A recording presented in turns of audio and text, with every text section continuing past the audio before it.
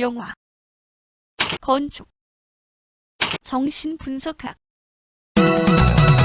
Cinema C Architecture A Psychoanalysis P.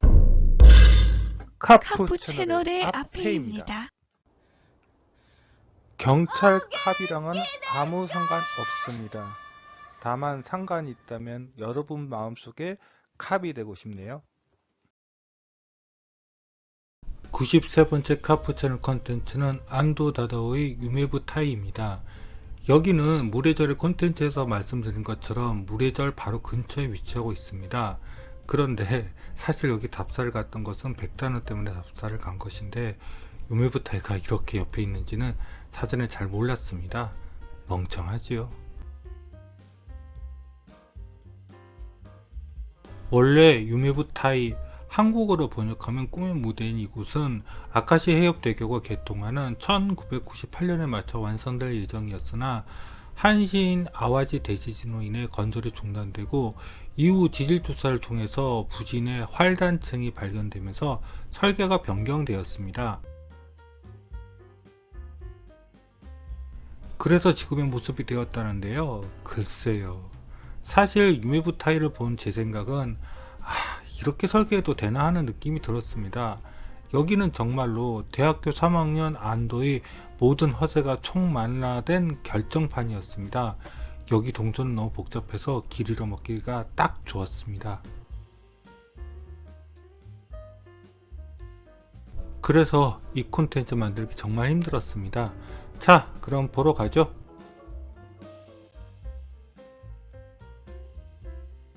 유메부 타이의 위치는 전에 말씀드린 것처럼 오사카에서 좀 떨어진 섬입니다.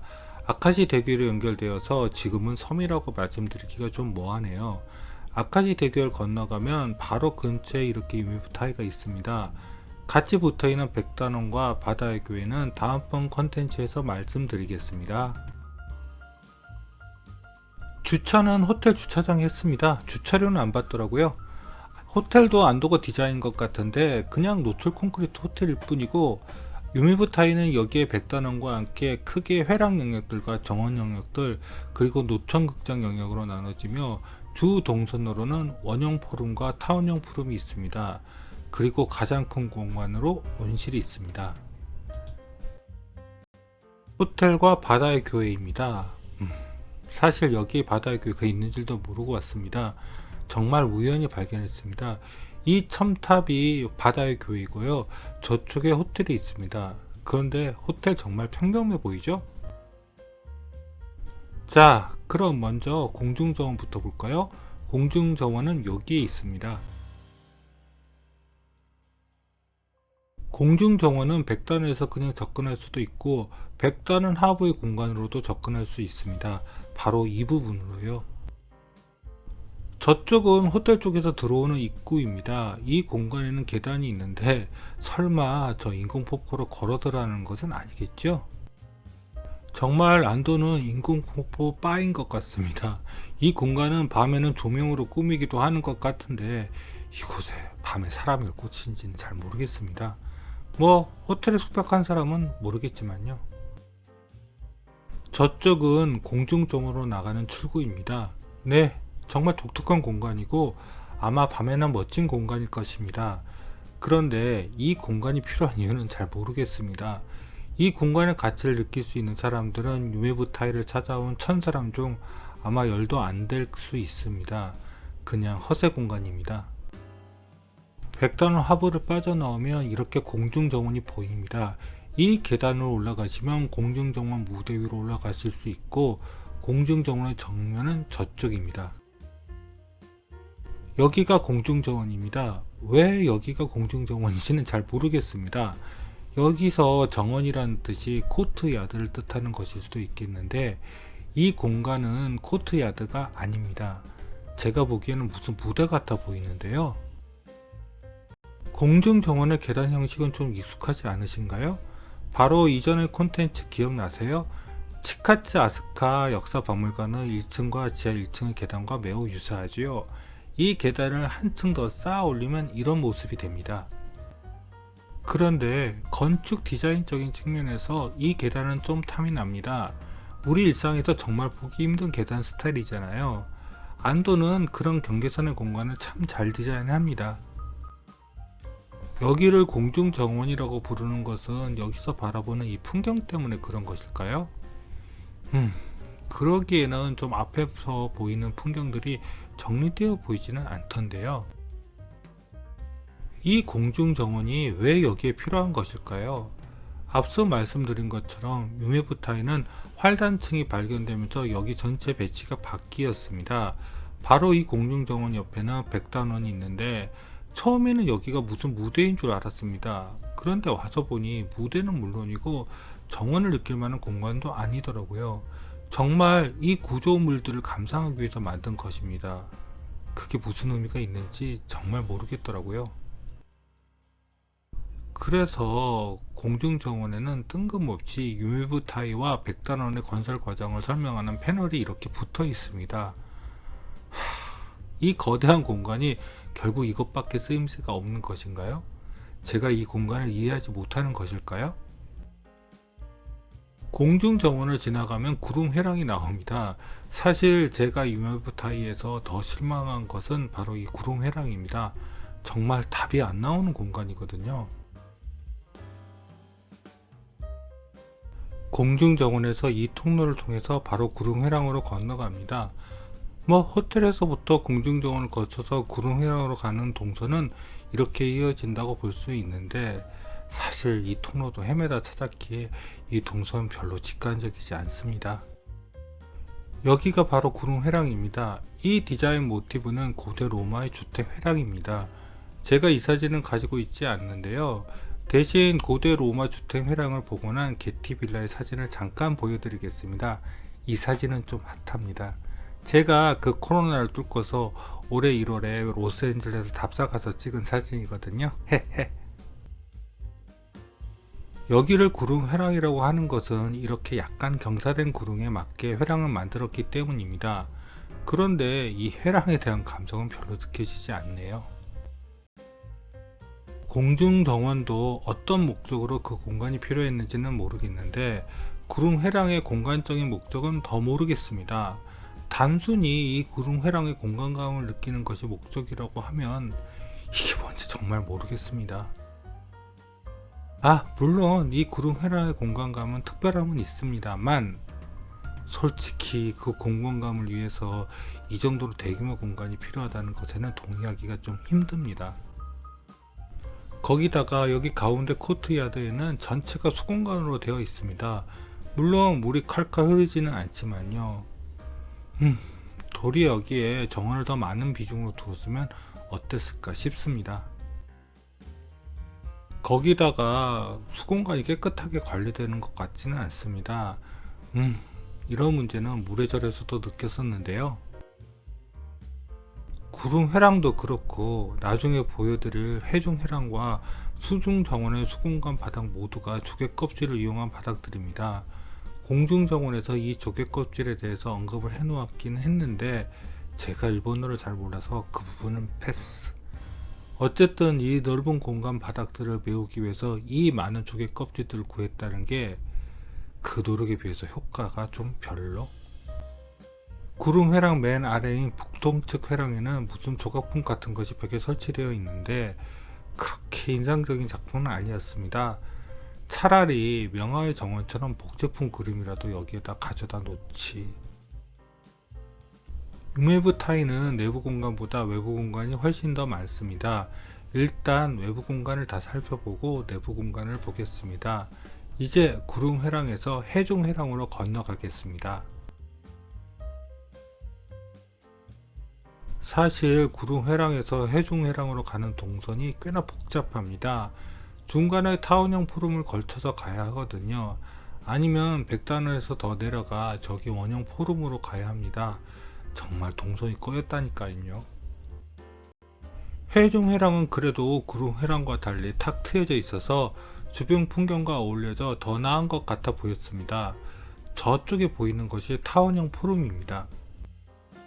하지만 해중회랑의 가운데 부분도 이렇게 넓은 수공간들이 있어서 양쪽으로 완전히 분리되어 있어 양쪽 회랑을 다 경험하려면 양쪽 끝에서 건너갈 수밖에 없습니다.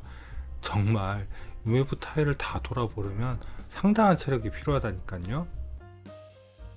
유메부 타일은 넓은 대지를 건축대학 3학년생한테 던져주고 내 맘대로 설계해봐 한 것처럼 정말 공군적인 효율은 모두 있고 허세만으로 가득합니다. 또 다른 시각에서 보자면 외부 타일은 2000년대 이전 버블 경제의 일본을 상징하는 공간이라도 볼 수 있겠네요. 여기에는 분수쇼도 하는 것 같은데 제가 갔을 때는 안 하고 있었습니다. 분수쇼가 있었으면 좀 달라졌을까요? 그리고 저 유리 큐브 엘리베이터가 아닙니다. 아래 공간의 채광 천창이죠. 근데 그게 의미가 있을까요? 유리 큐브를 아래 내부에서 바라본 것입니다. 낮에는 이 유리 큐브 천창이 무슨 역할을 하고 있는지 모르겠습니다. 밤에는 좀 달라질까요? 지금 봐서는 특별한 조명 시설도 안 되어 있는 것 같던데요. 저기 보이는 것이 구릉회랑의 건물이고 그 옆에 있는 것이 타원형 포럼의 모습입니다. 구릉회랑의 경사는 결국 대지의 경사를 따라한 것이 아니라 보시다시피 건물 자체에서 그냥 경사를 준 것입니다. 이게 무슨 의미가 있는지 정말 모르겠습니다. 이제 유메부타이 전체 핵심적인 두 개의 수직 동상 공간을 살펴보겠습니다. 첫 번째가 바로 원형 포럼입니다. 원형 포럼은 호텔과 하부에서 연결되어 있습니다. 바로 저 인공폭포 아래에 연결 통로가 있습니다. 진짜 여기 동선 헷갈린다니까요. 이쪽은 원형 포럼의 외부 계단입니다. 이쪽으로 내려가시면 수중 정원이 나옵니다. 그리고 원형 포럼 내부는 램프로 되어 있고 여기는 호텔 쪽으로 연결되어 있습니다. 그런데 여기에 왜 포럼이라는 명칭을 붙였을까요? 아래가 물이라도 없으면 사람들이 서서나 있을 수 있겠지만 여기는 램프와 계단만 있기에 포럼의 역할은 전혀 못합니다. 에휴. 네, 멋진 공간이죠. 그런데 수직동선 외에는 이 공간의 쓰임새는 뭐죠? 건축대학교 3학년이 이런 설계라면 지도 교수님께 잔소리 한번 들어오면 되는데 그 건축대학 3학년이 실제로 이런 건축을 만들어 놓으면 어떻게 해야 하나요? 정말 허세의 끝판왕 아닙니까? 여기가 처음에 원형 포럼을 보여드렸을 때 호텔 하부와 연결된 인공폭포 아래 공간입니다. 여기서 우연히 바다의 교회 표지편을 보았지요. 이건 다음 콘텐츠에서. 네, 여기도 인공폭포가 외창을 대신하고 있습니다. 여기 겨울의 기온이 얼마 정도인지는 모르겠지만 겨울에는 인공폭포를 작동 안 하겠죠? 허세. 유메부 타이어 맨 아래쪽 외부 공간인 수중 정원으로 내려가 보겠습니다. 힘들다. 수중 정원입니다. 정말 넓지요? 그런데 백단원부터 구릉회랑, 해종회랑, 원형 포럼, 타원형 포럼 등을 답사하느라고 사실 이때는 에너지 제로였습니다. 그래서 살짝만 내려가 보고 다 돌아보진 않았습니다. 이해해 주세요. 수중 정원까지 내려왔습니다. 그래도 저기는 중간에 건널 다리는 하나 만들어 놓아서 얼마나 다행입니까? 답사를 갔을 때 날씨가 더 반짝반짝 거렸으면 이 유메부 타이가 더 멋지게 느껴졌을까요? 그건 정말 장담하지 못하겠습니다. 수중 정원 북측에는 명화의 정원 가벽을 연상시키는 저 가벽 공간이 있는데 거기까지는 가지 않았습니다. 여기 정말 넓습니다. 이 호텔에 머물려서 하루 정도 여유있게 살펴보지 않는 이상 여기를 다 둘러보는 것은 너무 힘든 일입니다. 그래서 결정을 하나 해야 했습니다. 온실 전까지는 유메부 타이는 입장료를 전혀 받지 않습니다. 그런데 온실은 입장료를 받더라고요. 굳이 온실을 돈 내고 들어가야 해야 하나 하는 생각에 온실 내부는 스킵했습니다. 돈을 쓰기 아까운 작품이었거든요. 수중 정원에서 온실 앞으로 건너오는 길입니다. 아니면 타원형 포럼을 통해서 아래로 바로 건너올 수도 있습니다. 이쪽이 온실 입구입니다. 그리고 이쪽은 온실의 남측으로 온실은 직사각형 두 개의 거대한 메스가 경사로 이렇게 겹쳐져 있습니다. 그런데 이것도 이번 콘텐츠 정리하면서 알았습니다. 정말 이 온실은 신경 안 썼거든요. 여기는 온실의 남동측입니다. 즉 우측입니다. 더 끝까지 가서 전체 뷰를 찍어야 하는데 온실에 도착할 때쯤이면 외부 타이의 간십도가 뚝 떨어져서요. 그래도 전체 뷰를 찍으려고 힘든 몸을 이끌고 더 뒤로 갔는데 보이는 게 이게 답니다. 답답합니다. 온실 내부를 들어가 보지는 못했지만 그래도 구글 검색으로 전경 이미지를 하나 다운로드 받았습니다. 안 들어가 보기를 잘했나 싶습니다. 정신승리인가요? 사진보다는 그래도 구글 지도 스트리트 뷰가 좀 낫지 않을까요? 한번 보겠습니다. 이렇게 생겼네요. 그런데 여기는 햇빛이 쏟아 들어오면 막기가 힘들겠네요. 온실이니까 햇빛이 막 쏟아져 들어온 게 좋겠지만요.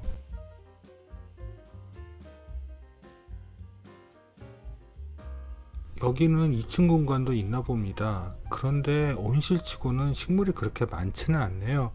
그냥 가든 정도의 수준이 아닐까 싶습니다.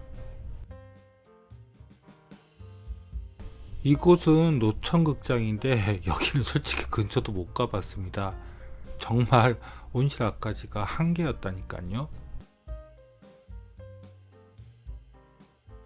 그래서 노천극장 이미지를 검색해서 가져다 놓았습니다. 여기는 밤에 조명과 분수쇼를 같이 하면 좀 멋있는 공간이 될 것 같은데 여기 행사는 1년에 한 번 정도 하는 거 아닐까요? 역시 친숙한 구글 스트리트 뷰로 한번 볼까요? 정말 모르겠네요. 그냥 뭐 그리스식의 원형 극장을 콘크리트로 만든 것에 지나지 않아 봅니다. 여기까지 안 가기를 정말 잘했다고 생각을 합니다. 이제 마지막으로 소개시켜 드릴 공간은 바로 타원형 포럼입니다. 여기를 맨 마지막에 소개하는 것은 그래도 나름 내부 공간 같은 곳이 여기 있기 때문입니다. 그 이유밖에는 없습니다. 그래도 타원형 포럼의 중정 부분은 수공간도 있지만 원형 포럼과는 달리 사람들이 모일 수 있는 공간도 있어서 여기는 포럼이라는 명칭이 잘 맞는다고 생각합니다. 하지만 이 타원형 포럼은 생각보다 관리가 잘 되어 있는 것 같지는 않습니다. 그만큼 사람들이 여기에 찾아오지 않는다는 거겠죠. 간신히 아래 타원형 포럼 중정 공간 전체를 한 컷에 담았습니다. 작동하는 분수도 여기서 처음 보았습니다. 근데 이 정도 분수면 분수쇼 수준은 아닌 것 같네요. 타원형 포럼은 원형 포럼과 달리 중정 공간을 가로지르는 브릿지를 통해서 공간을 살펴볼 수 있는 것도 좋았습니다. 그리고 중간중간에 저기 보이는 뚫린 공간들을 통해서 내부에서 외부를 바라볼 수 있는 것도 좋았습니다. 다만 내부 공간은 경사로 즉 램프는 아닙니다. 그냥 층이 구분되어 있지요. 그래도 그 브릿지를 캔틸레버로 받치는 기둥이 없이 만들었으면 어땠을까요? 그러면 느낌이 확실히 다를 텐데요. 너무 안도에게 기대했던 것일까요? MVR DV였다면요?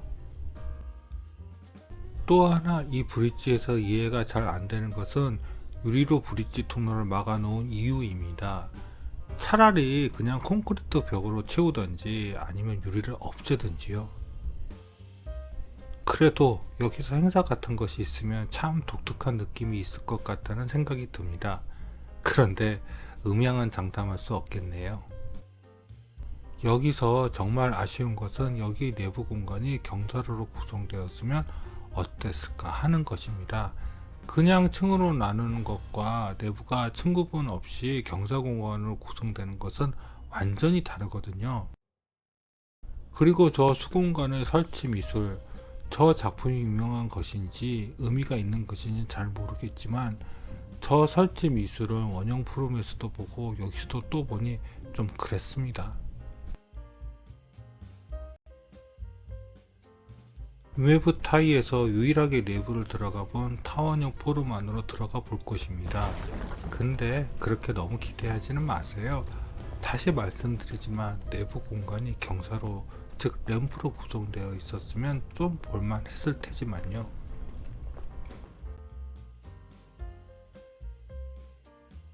그래도 타원형 포럼의 내부 층별 이동은 내부 통로 일부가 계단으로 구성되어 있습니다.